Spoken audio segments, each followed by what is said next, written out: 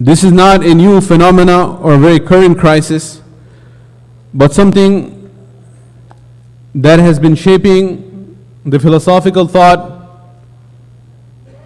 of Western Europe and North America for the past few centuries. Secularism, humanism, materialism, atheism, with different shades of meaning, there is a common thread, and that is the absolute rejection of all that which is not physically observable. Belief in that only. Materialism has been defined as the belief in that which is in material existence, which we can see, we can touch, we can feel, we can observe. That is the only thing which is reality. And beyond that, that which cannot be tested in the lab, not only saying that possibly it does not exist, but to actually believe in the non-existence of anything which cannot be observed and tested.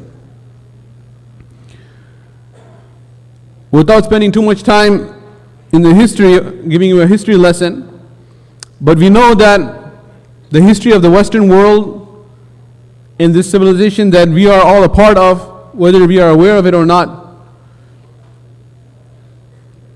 it went through a period of time known as the Dark Ages in Europe.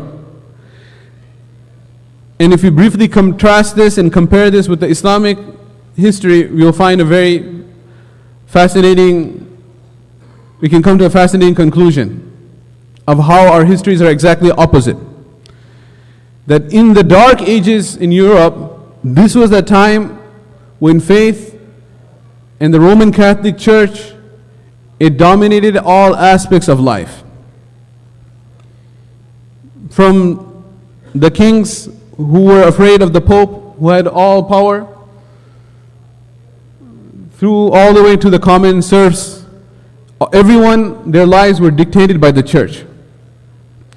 So when they were following Christianity, Christianity not being the original deen of Masih alayhi salam, but the distorted version of it, they were, from the scientific point of view, in the rational progress point of view, in the Dark Ages. Many great scientists of that time who were free thinkers were actually punished, banished, tortured, declared heretics, imprisoned. And this is something that we can look it up in history and learn about. Whoever, through their experience, through their research, came up with some conclusions that were contrary to the church doctrine, then they were in a very difficult condition. And finally, there are several factors that led to it, but eventually the Europeans, they had enough of it, and they turned their back on religion and theology in any way, shape, or form, and that is when the age of reason dawned. The age of reason, where the intellect was declared as the supreme source of knowledge. And then the Industrial Revolution, and now the modern age and the postmodern age that we are living in. So one unique aspect of this modern age of materialism is that it cut off ties with all forms of theology of the past. That which is physically visible, physically observable, that is all that exists. And a complete rejection of what is termed as the metaphysical realm. The metaphysical world is that world which is beyond our physical world. In the Qur'anic language, it is known as the Aalim al-Ghayb. There's Aalim al-Mushahada, the world that is observable. And then there is the Aalim al-Ghayb, the world that is unobservable. So all of these problems that we have been talking about in different sessions, about doubts that are creeping into the minds of these young students regarding the existence of Allah, regarding the prophethood of Rasulullah sallallahu alaihi wasallam, regarding the veracity of the book of Allah, the authentic nature of the Qur'an being the revealed word of Allah, they all stem from the foundation of disbelief in the unseen.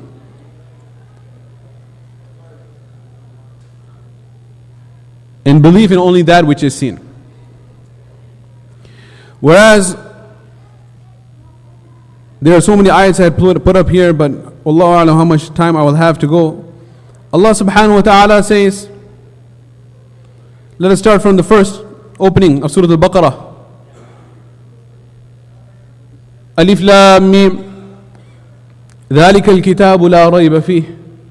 This is the book in which there is absolutely no doubt. Translation is here. هُدًى لِلْمُتَّقِينَ. It is a source of guidance for those who fear Allah subhanahu wa ta'ala, are conscious of Allah. What is the first attribute of the believers? الَّذِينَ يُؤْمِنُونَ بِالْغَيْبِ. Those who believe in the unseen. So Iman bil Ghaib, Iman in belief in the unseen, is the first attribute mentioned of those who will benefit from the book of Allah subhanahu wa ta'ala. Who will benefit from this book? This is a very common question that arises in the tafsir class in the beginning when you start. That this ayah here is Hudal lil Muttaqeen. This book is a source of guidance for Muttaqeen. How do we interpret this? When we compare it to the ayah in Surah Al-Baqarah itself coming later, شهر رمضان الذي أنزل فيه القرآن هدى للناس. هدى للناس. This book is a source of guidance for all mankind. And over here Allah says هدى للمتقين, source of guidance for those who have taqwa, those who are God-fearing, those who are God-conscious. So is it for linnas, for all mankind, or for muttaqeen? We have to make up our mind. Or Allah, na'udhu billah, has to make up his mind in that sense, from the objectioner's point of view. And doesn't Allah himself say, أَفَلَا يَتَدَبَّرُونَ الْقُرْآنَ وَلَوْ كَانَ مِنْ عِنْدِ غَيْرِ اللَّهِ لَوَجَدُوا فِيهِ اخْتِلَافًا كَثِيرًا.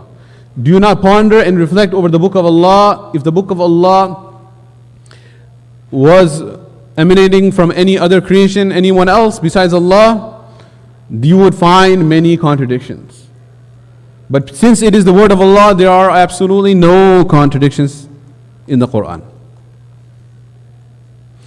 But Allah subhanahu wa ta'ala, when He says there are no contradictions, He didn't say أَفَلَا يَتْلُونَ كِتَابَ اللَّهِ فَلَا يَقْرَؤُونَ الْقُرْآنَ. Do you not read the Qur'an? Do you not read the translation of the Qur'an? But rather He said أَفَلَا يَتَدَبَّرُونَ الْقُرْآنَ. Do you not ponder and reflect? Meaning if you just go over the translations, it's not you might find contradictions, you will find contradictions. Because the condition that is given for not finding contradictions is the condition of tadabbur. After reflections, you will find there is no contradiction. So over here, simple answer is that yes, it is hudal linnas, it is a source of guidance for all mankind, and it's also hudal lil muttaqeen. And how do we resolve this contradiction? Apparent contradiction, apparent being a key word here, is I can give an example. If we say, like he was mentioning the dinner that was served is for all attendees. But if I take a quick survey, who had dinner here? Raise your hand.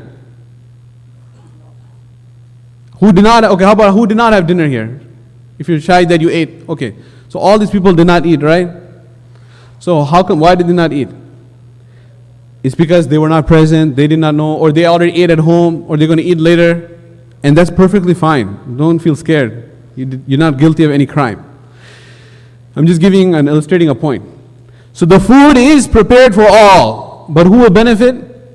Those who actually take the trouble to go into the tent, stand in the line, and grab a plate, sit down, take the morsel, put it in their mouth. They are the ones who are going to benefit.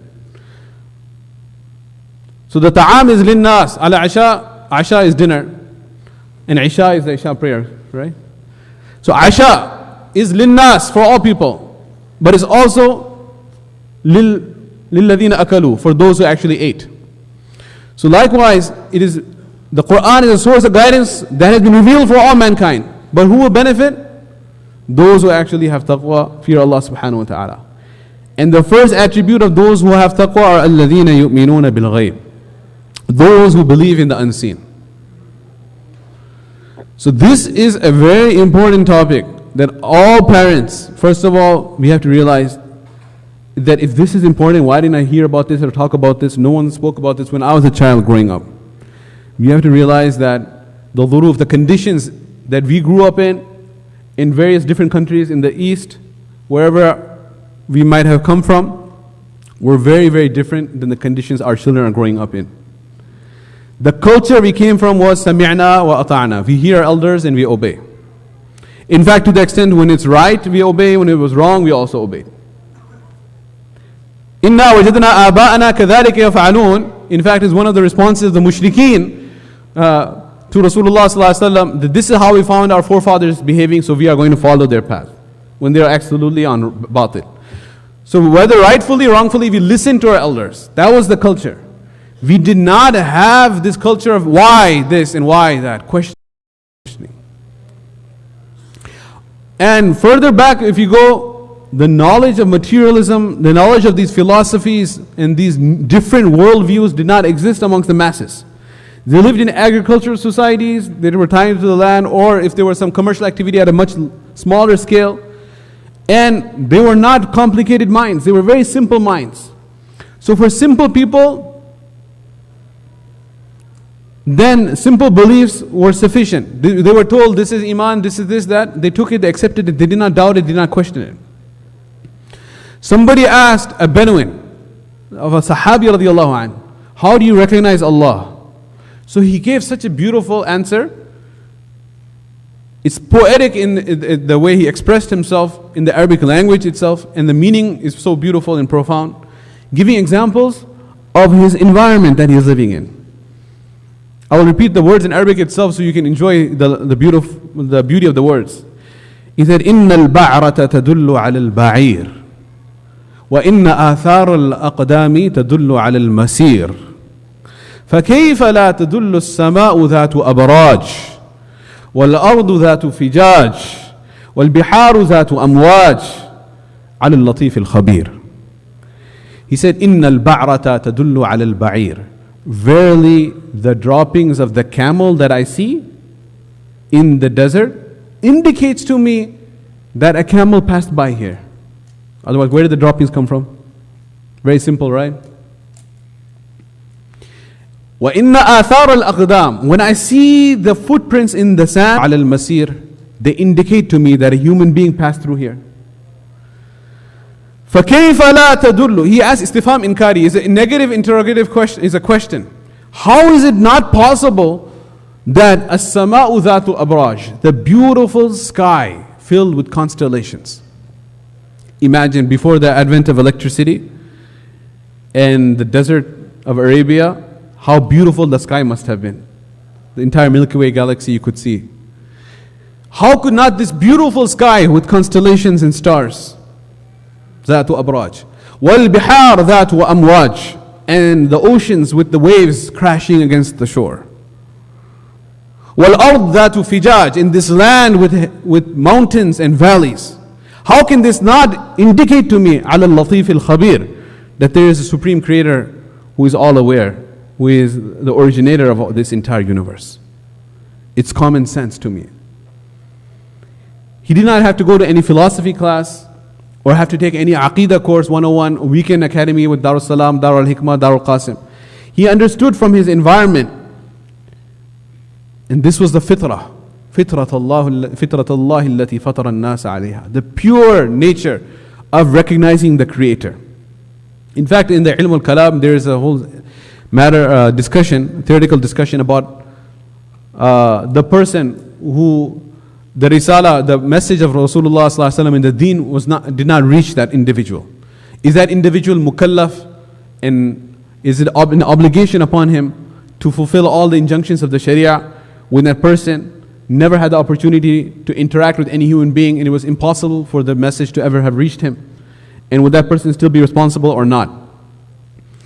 So one of the stronger views on this matter is, first of all, who are we talking about? We're talking about somebody, for example, there was a plane crash in a jungle of Africa, and all the passengers died on the plane and one baby was left and it was raised by the animals in the jungle. Some jungle boy, some jungle kid.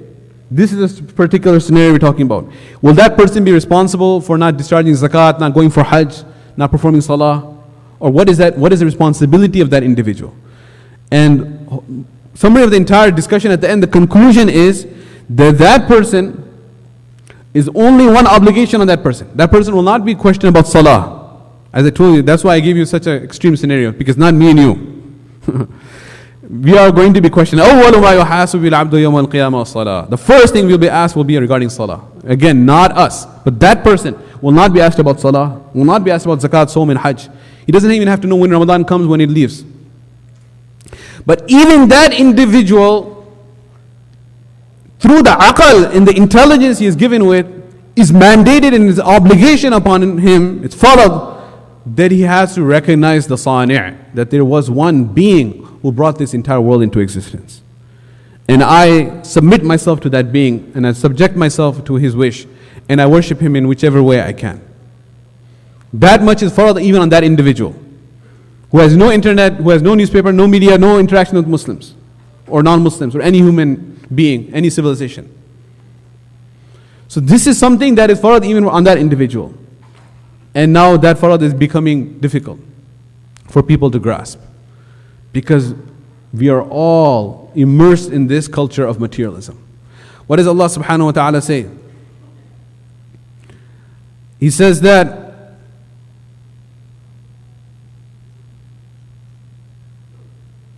this worldly life, اعلموا أنما الحياة الدنيا لعب وله. It is but amusement and diversion. Zina, adornment. Tafakhurun bainakum, boasting with one another. And takathurun fil amwali wal awlad, in competition and increase of wealth and children. The scholars say there are different phases of life. First phase of life is la'ib. La'ib is that play which has no objective. There's no objective to the game. It's completely futile game. This is the games for children when you go to the Toys R Us. So when it says like from age 1 to 3, those games, there's no objective of the game. You just rattle it, makes noise. Flashing lights, some type of game that there is no beginning of the game, there's no score, there's nothing, there's no purpose to the game. That's la'ib. Then lahu is that type of game that there's an actual point to the game. It's a board game, it's a little more complex game. Or sports, all of sports falls under lahu. Because this is a little ball, this ball has to go into that goal, or it has to go into the hoop. And one team is putting the ball into that hoop, the other team is putting the ball into the hoop, and the entire world is watching. That's called NBA. That's lahu. Then after that is zina. Zina is beautification. This is when the youth are looking in the mirror. The girls are going to the beauty salons, and the guys are working out in the gym, trying to develop that body to attract the opposite gender, hopefully, not same gender. We talked about already that enough times. Zina. Then you have tafakhurun bainakum. Tafakhurun bainakum. After they pass through that zina phase, now they are boasting with one another. Regarding what? Fil amwali wal awlad. How much money I have, how much money you have. Competition in worldly gain. This is all the material life of this world. كَمَثَلِ غَيْثٍ أَعْجَبَ الْكُفَّارَ نَبَاتُهُ. It's like an example of rain resulting in plant growth, which pleases the tillers, the farmer, he's happy. ثُمَّ يَهِيجُ فَتَرَاهُ مُصْفَرًّا. It will dry and turn yellow, and it'll become scattered debris. At the end, Allah subhanahu wa ta'ala says, وَمَا الْحَيَاةُ الدُّنْيَا إِلَّا مَتَاعُ الْغُرُورِ. This worldly life is but a deception. This is a mirage. Allah subhanahu wa ta'ala says, وَالَّذِينَ كَفَرُوا. Those who disbelieve in Allah, in the unseen power of Allah, in the being of Allah, and are slaves of material world, أَعْمَالُهُمْ كَسَرَابٍ بِقِيعَةٍ. Whatever deeds they have, whatever actions they have, it's like a mirage. What's a mirage? It's not mi'raj.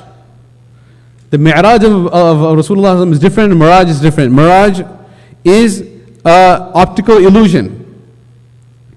It's an illusion that you are traveling. Sometimes in the summer you see in the road in front of you, you think there's a pond, a lake. Or in the desert, a person is traveling, he's thirsty. He feels that there is water, he sees the water. يَحْسَبُهُ الظَّمْآنُ مَاءً. The thirsty one thinks it is water. حَتَّى إِذَا جَاءَهُ. When he finally comes there, running, and with great expectation, لَمْ يَجِدْهُ شَيْءٍ. He finds nothing is there. This ayah, Al-Malu Al-Banun, was covered by Mawlana Suhail.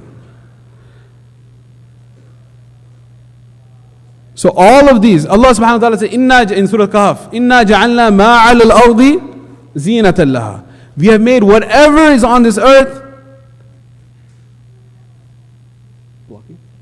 whatever is on this earth is a zina, is a means of adornment and beautification. The purpose of this whole beautiful world that is attracting us, I'll do it one second, is لِنَبْلُوَهُمْ, to test them. It's all a test from Allah subhanahu wa ta'ala. أَيُّهُمْ أَحْسَنُ عَمَلًا. But everything that we see, that we are entranced by, is just a mirage, it's fake, it's not going to last. وَإِنَّا لَجَاعِلُونَ مَا عَلِيهَا صَعِيدًا جُرُزًا. Everything will be destroyed by Allah subhanahu wa ta'ala. All the beautiful cars of the world will be destroyed. My car will be destroyed, your car will be destroyed. One Corolla Toyota will be destroyed too. It's 6560469. Red Toyota Corolla. This will all be destroyed. I started by saying my car, your car, and this Toyota Corolla. Please remove your car before it is destroyed. Right. Allah subhanahu wa ta'ala says, مَا عِنْدَكُمْ يَنْفَدْ. Everything that you have will be destroyed. مَا عِنْدَكُمْ. Ma is aam, general. Everything that we have, all our cars, whether it's a Corolla, whether it's Mercedes, مَا عِنْدَكُمْ. Everything that we have, يَنْفَدْ, will be destroyed. وَمَا عِنْدَ اللَّهِ بَاقٍ. What Allah has, that is the eternal thing.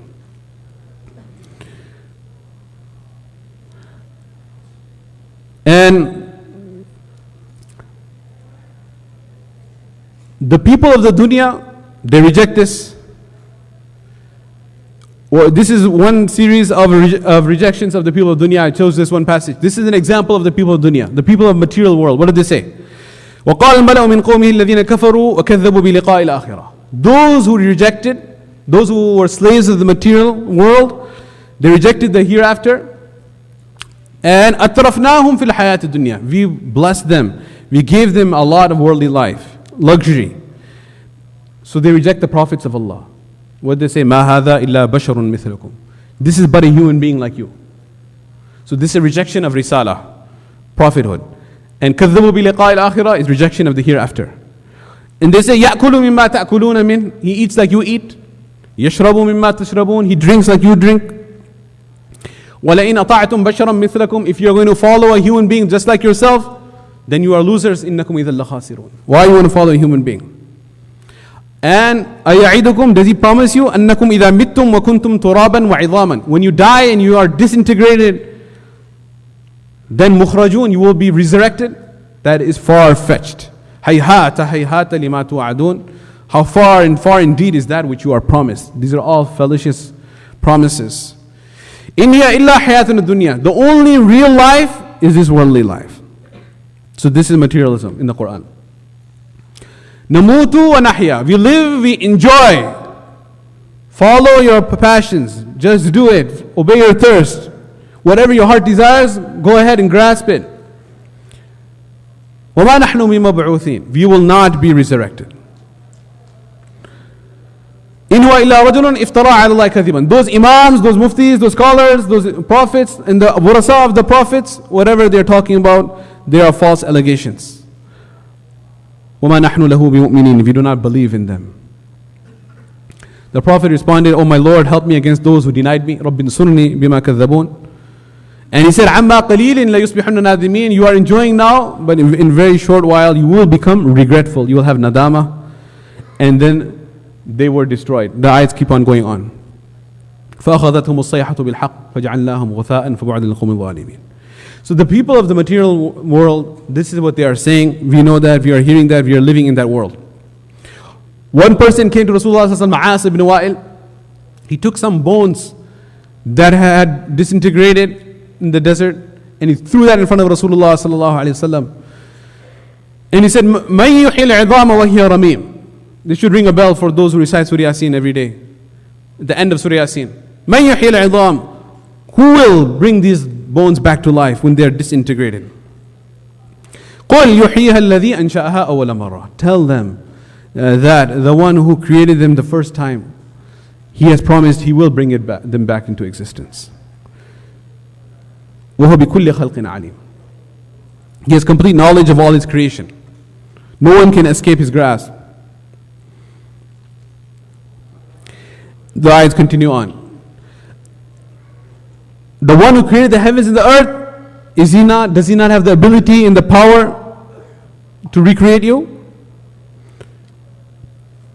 So these people of the dunya, Allah subhanahu wa ta'ala says, ذَلِكَ مَبْلَغُهُم مِّنَ الْعِلْمِ. The dunya, this is the extent of their knowledge.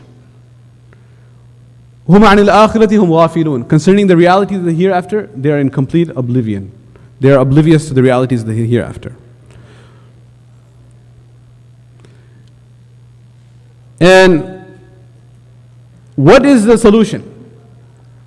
Is that, as I was saying, for us it was sufficient whatever we heard our elders saying, we believed. But for the children of today, when they are being taught to doubt, taught to question, then we have to, from the earliest stages, start teaching them the correct aqidah. Teaching them that there are different sources of knowledge, and that the intellect and the reason that we have is not the ultimate source of knowledge, but rather beyond the intellect and beyond our mind, the greatest source of knowledge of our existence is divine revelation, wahi from Allah subhanahu wa ta'ala. And we have to talk about the ghaib, the unseen. We have to make mudhakara of the unseen, mudhakara of umur ghaibiyah, repeatedly talk about the unseen. These two trials that we have, that was spoken earlier about, the trial of shubuhat and shahawat, doubts and carnal desires. Allah subhanahu wa ta'ala Himself gives us the solution in Wal Asr. And when He says, إِنَّ الْإِنسَانَ لَفِي خُسْرٍ, by time all mankind is in utter loss, إِلَّا الَّذِينَ آمَنُوا, except for those who believe and do righteous actions, وَعَمِلُوا الصَّالِحَاتِ. And then He says, وَتَوَاصَوْا بِالْحَقِّ وَتَوَاصَوْا بِالصَّبْرِ. And they invite one another towards haqq, and they invite one another towards patience. So inviting one another towards truth and inviting one another towards sabr, is this a righteous action or not? What do you think? It's a amal salih. So it was already mentioned, إِلَّا الَّذِينَ آمَنُوا وَعَمِلُوا الصَّالِحَاتِ. Those who believe will be saved from destruction. Those who do righteous actions will be saved from destruction. So inviting towards truth and inviting towards patience, is it a righteous action or not? So isn't it already included? This is a common principle, al-'athfu yaqtadi at-taghayyur, that when you have a conjunction and, then what precedes and what comes after and should be different.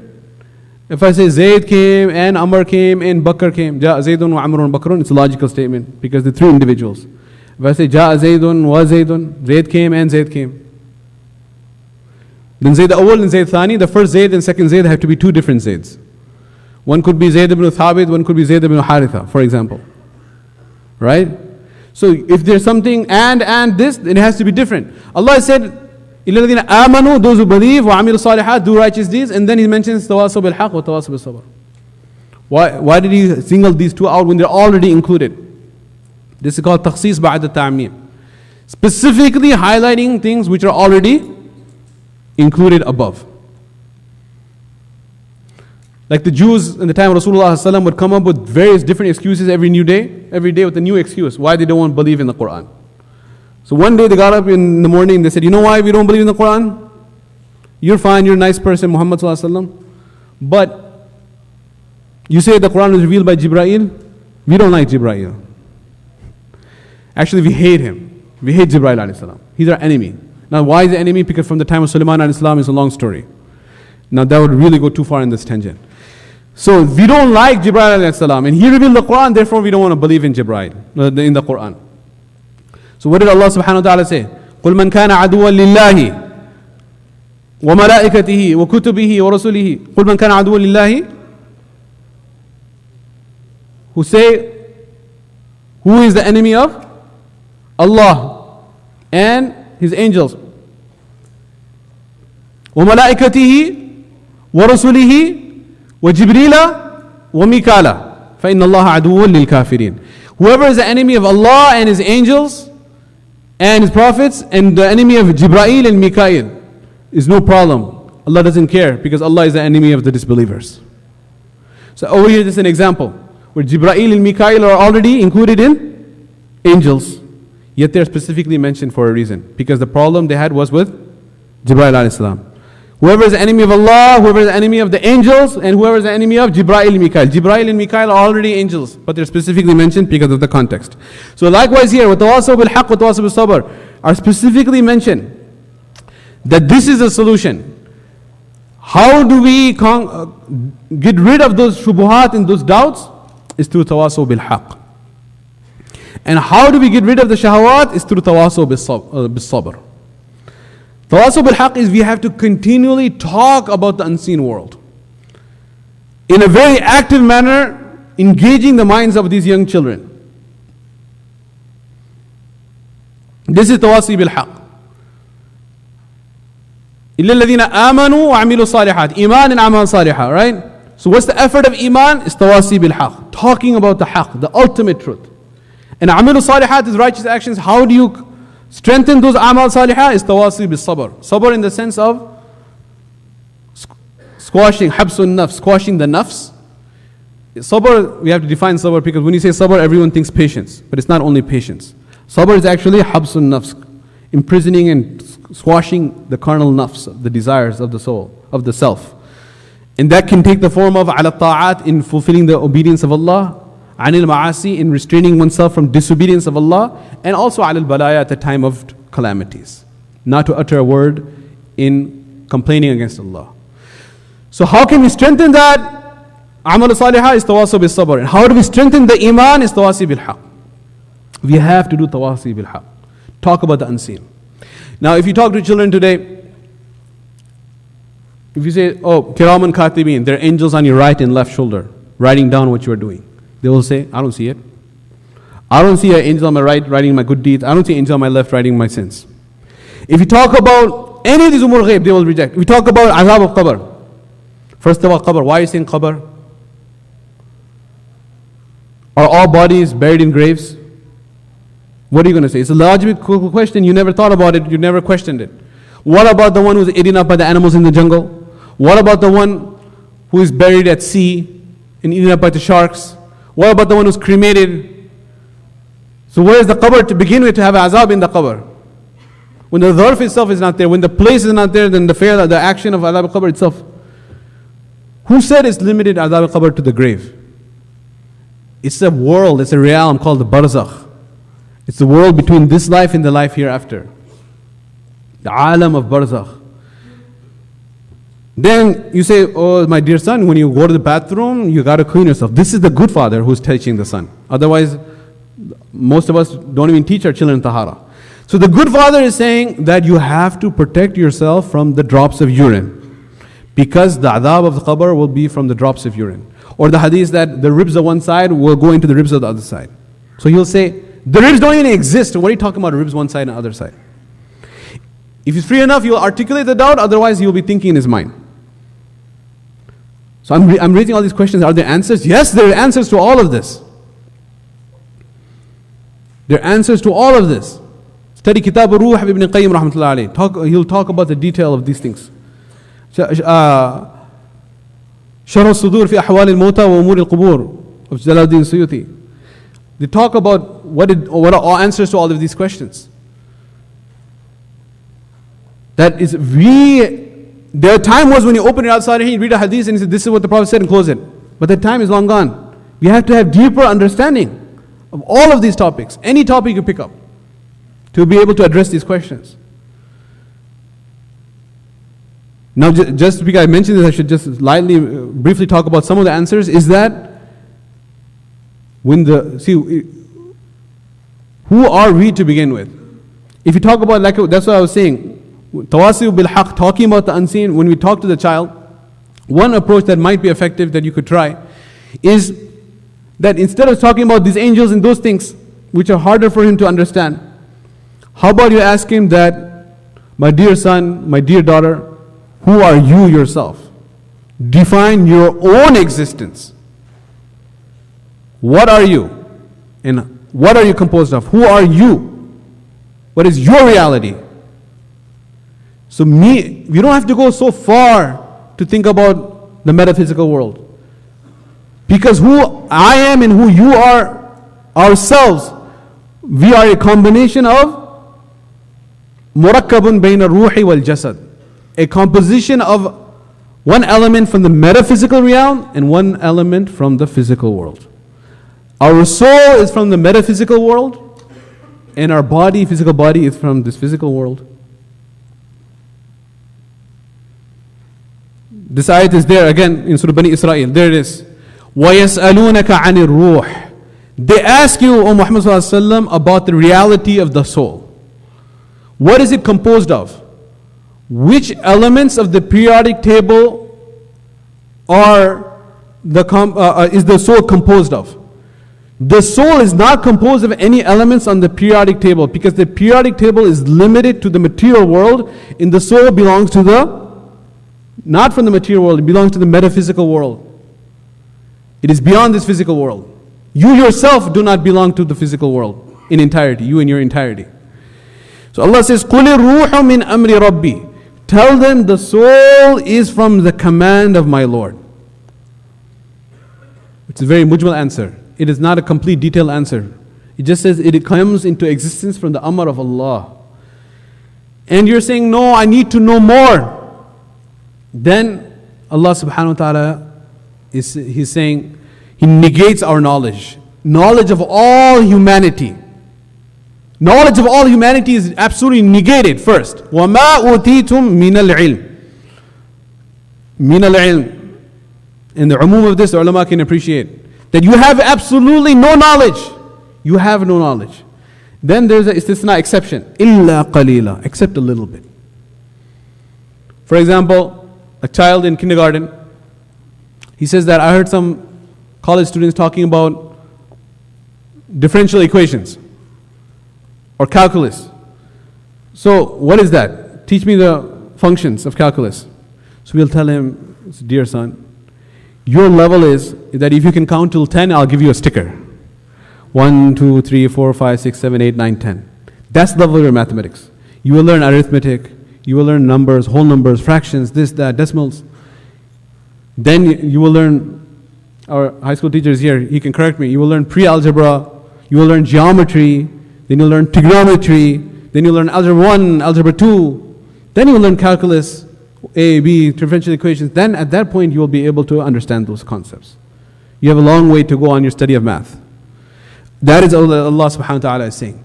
You have وَمَا أُوتِيتُم مِّنَ الْعِلْمِ. You have no knowledge إِلَّا قَلِيلًا, except for a little bit. So,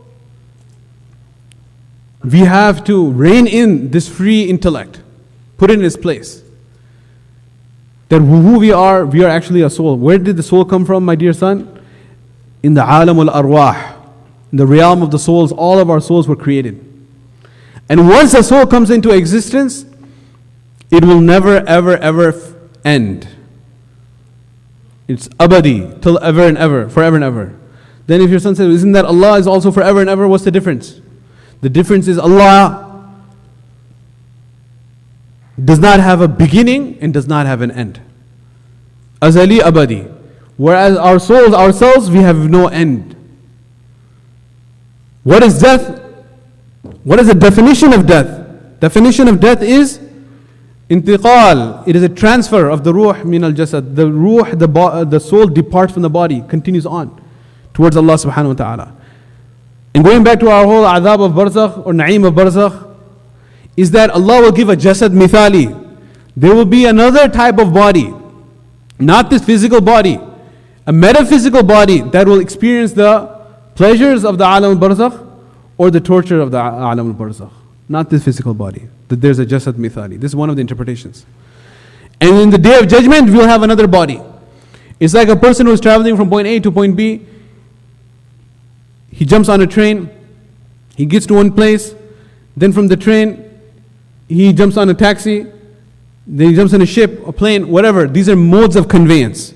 So likewise, our souls are in a journey towards the hereafter. For a short period of time, this physical body is attached with the soul, but then our soul will depart from the physical body and return to Allah subhanahu wa ta'ala. We will have another body in the hereafter. This body will cease to exist. This body is from this physical world, it's fani. That's why when a person dies, we don't refer to his body with the same name of the person. Alhamdulillah, I perform the salat al-janazas all the time, but there is a definite day when my janazah will be performed. Is it not so? Kullu nafsin dha'iqatul maut. So what they will say, they won't say Minhajuddin is here. We are performing the janazah. This is Minhajuddin here. Minhajuddin, we take him there. We washed Minhajuddin. Did you ever hear anyone say that? About any dead person? What did they say? The body of Minhajuddin we washed. The body of Minhajuddin we have brought it here.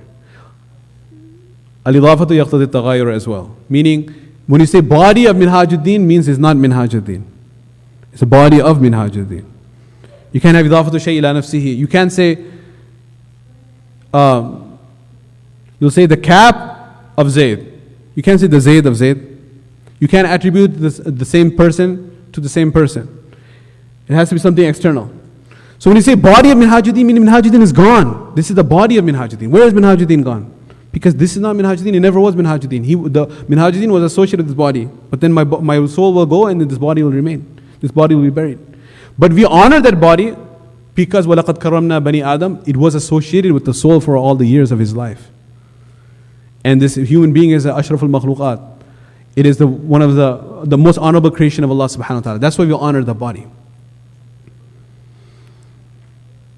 And what does Allah subhanahu wa ta'ala say? One of the etiquettes of janazah, speaking about janazah, is what? That we close the eyes. Do you know that? In the Kitab al-Janaiz, in fiqh, we learn that if there is some, sometimes through some nerval reactions, the eyes, they remain open. Sometimes it's kind of spooky. The doctors, they know about it. Though someone who's not aware of how the body works, they might get spooked out. That you close the eye, the body is dead. The ruh has departed. And what happens? It comes open again. Then you close it, it goes open. Right? So what is the ruling? The etiquette is you physically close the eye. If it doesn't remain closed, then what do? You have to tape the eye shut. That's the etiquette of janazah. You tape the eye shut. So when the physical eye is closed and is actually taped shut, what does the Qur'an say? The Qur'an says that فَكَشَفْنَا عَنْكَ غِطَاءَكَ. We have now removed the cover over your eye. Kashafa means to uncover. Think about it. Physical eye is closed, forcefully closed. Allah says, فَكَشَفْنَا عَنْكَ غِطَاءَكَ. We have now removed the cover over your eye. فَبَصَرُكَ الْيَوْمَ حَدِيدٌ. Today your vision is clear. How is it clear? Because all that was alamul ghayb, unseen world, is now alamul mushahada, unseen world. You've heard of differences of opinion of scholars regarding halal and hilal, right? So all these issues, there's differences of opinions of scholars. Did you ever hear any difference of opinion regarding Fir'aun? Some say Fir'aun alayhi salam. Did you ever hear anyone say that? That would be the biggest blunder ever, right? No one says Fir'aun alayhi salam radiallahu anh. Everyone says he was the cursed person, greatest enemy. Do you know he accepted Islam? Fir'aun accepted Islam. And as I always quote my Ustad of Jalalain, Sulaiman Choksi Sahab, ek saans mein 3 dafa iman le aaya. Right? That he accepted Islam in 3 times in one breath. But no one says he's a Muslim. In fact, his name is synonymous with kufr. Likulli Fir'aun in Musa, they say. Likulli mubtilin muhiqqun is likulli Fir'aun. For every Fir'aun there's a Musa. His name is synonymous with batil. But he accepted Islam. It's in the Qur'an. It's in Surah Yunus. فَلَمَّا أَدْرَكَهُ الْغَرَقُ. When he was drowning, قَالَ, he said, آمَنْتُ, I believe, I'm a mu'min. Number 1. Number two, أنه لا إله, there is no deity worthy of worship. Except for, he could have said illallah, but he didn't say that. Why? Because his whole life he was saying, I am Allah. So he has a very unique kalima. The second part of the kalima, he qualifies which Allah he believes in. He says, La ilaha illa alladhi amanat bihi banu Israel. That's his version of the kalima. That there is no one worthy of worship except for that Allah, the one the Banu Israel believe in. He had to go to that extra length because of his background. Whole life he was saying, Ana rabbukum al-a'la, I am the Lord. And then number three, he says, Wa ana minal muslimin. I am from amongst the Muslims. If you don't believe me, I'm telling you, ana minal muslimin. I am amongst the Muslims. What is the response from Allah? Al-an, now, وَقَدْ عَصَيْتَ مِنْ قَبْلِ. In your entire life you disobeyed me, وَكُنْتَ مِنَ الْمُفْسِدِينَ, and you are among those who create corruption on the earth. Your iman has no value. Why is no value? Because this is not iman bil ghaib. What is this now? Iman bil mushahada. This is not belief in the unseen, this is belief in the seen. فَالْيَوْمَ نُنَجِّيكَ بِبَدَنِكَ. Today we are going to preserve your body. لِتَكُونَ لِمَنْ خَلْفَكَ آيَةً. So you can become a sign for the people after you. For the people of Chicago, your body will be brought to the Field Museum of Natural History, and the people of Chicago can see as well, as he came here. From the government of Egypt, his body was brought to the Field Museum on Lakeshore. لِتَكُونَ لِمَنْ خَلْفَكَ is me and you. For the people coming after, he will remain a sign. But what's the condition? وَإِنَّ كَثِيرًا مِنَ النَّاسِ عَنْ آيَاتِنَا لَغَافِلُونَ. But majority of people will remain oblivious to our signs. So this topic was just begun, but we have now gone way over time. That what is the topic? Is that we have to speak about the unseen world, starting with the soul itself, and the malaika, and Allah, and the existence of Allah. And speak about this so much until this yaqeen comes into the heart. This is what we learned. وَلَقَدْ آتَيْنَا لُقْمَانَ الْحِكْمَةِ. Luqman al-Hikmah, his last name is Hakim. Luqman Hakim, we call him. He's teaching his young son, Ya bunayya, إنها إن تكن مثقال حبة من خردل فتكن في صخرة أو في السماوات أو في الأرض يأتي بها الله إن الله لطيف خبير. Teaching him about Allah, that even if you do any act that's so small that if you make it into a mustard seed and it's hidden under any rock, hidden in the heavens, hidden in the earth, Allah will bring it back because He has complete knowledge. Ya bunayya la tushrik billah. Oh my dear son, don't have shirk with Allah. Abdullah bin Abbas is a young boy. Rasulullah is teaching him tawheed, teaching him belief, teaching him aqidah. Ya ghulaym ihfadillah yahfadka. Oh dear boy, be punctual about the orders of Allah, Allah will protect you. Ya bunayya, ya ghulam, oh boy, ihfadillah tajidhu tujahak. Be punctual with the orders of Allah, you will find Him with you at all times. وَاعْلَمْ أَنَّ الْإِنسَ وَالْجِنَّ لَوْ اجْتَمَعَتَ عَلَىٰ أَن يَنْفَعُوكَ بِشَيْءٍ لَا يَنْفَعُوكَ إِلَّا بِشَيْءٍ قَدْ كَتَبَهُ اللَّهُ لَكَ. Oh dear boy, he's a young boy. Because when the Prophet ﷺ left this world, he was 9 years or 11 years. عَلَى اخْتِلَافِ الْقَوْلَيْنِ. So he was 6 years, 7 years when he's being taught that if all the human beings of the world and all the jinn of the world, they gather together, يَنْفَعُوكَ بِشَيْءٍ, to benefit you, لَا يَنْفَعُوكَ إِلَّا بِشَيْءٍ قَدْ كَتَبَهُ اللَّهُ لَكَ. They cannot benefit you in the least except for that which Allah has decreed for you. وَلَوْ اجْتَمَعَتَ عَلَىٰ أَن يَضُرُّوكَ بِشَيْءٍ. If they all gather together to harm you, لَا يَضُرُّوكَ إِلَّا بِشَيْءٍ. They cannot harm you إِلَّا مَا قَدْ كَتَبَ اللَّهُ عَلَيْكَ, except for that which Allah has decreed against you. رُفِعَتِ الْأَقْلَامُ وَجُفَّتِ الصُّحُفُ. The pens writing the taqdeer have been uplifted from the parchment and it has dried. So we have to talk about taqdeer. We have to teach our kids the aqidah. We have to learn first the aqidah to be able to withstand the onslaught of materialism, secularism, humanism, rationalism, whatever you want to call it, atheism. May Allah subhanahu wa ta'ala make it easy for us to rise up to this challenge. This is not the answer that were able to present in a few minutes. This was just to create some awareness, create that spark within us. That wow, there is so much I need to learn and continue to learn. We have so many opportunities to learn here we are taking for granted, we are not utilizing. We do not know the blessings we have. That's why they say Chicago Sharif. We have great scholars, luminaries just down the street. Darul Qasim, Sheikh Amin is there. We have Darul Hikmah, the vice president spoke here, Mufti Ibrahim Mirza. We have this little humble madrasa here, DarusSalam. We have all these dars. Darul Qasim, Darul Hikmah, DarusSalam, all these madrasas, all these ulama that are here, others great scholars. I am a student myself, but there are great scholars here. And people who are coming here from outside, they're saying, we have no one. You travel outside the country, there are no ulama. There's absolutely barren land. There's no scholars, devoid of scholarship, completely no guidance. No one to answer these questions. And these scholars are sitting here. We have to benefit from them. We have to attend their classes. And we have to equip ourselves with knowledge so we are able to, inshaAllah, answer these objections, clarify our doubts. May Allah subhanahu wa ta'ala give us tawfiq to make amal. Insha'Allah, we will have opportunity to make wudu, and we will start the salah within 10 minutes at 10 o'clock, insha'Allah. Those who need to go to the bathrooms can do so, and the program will continue after the salah. Jazakumullah khair.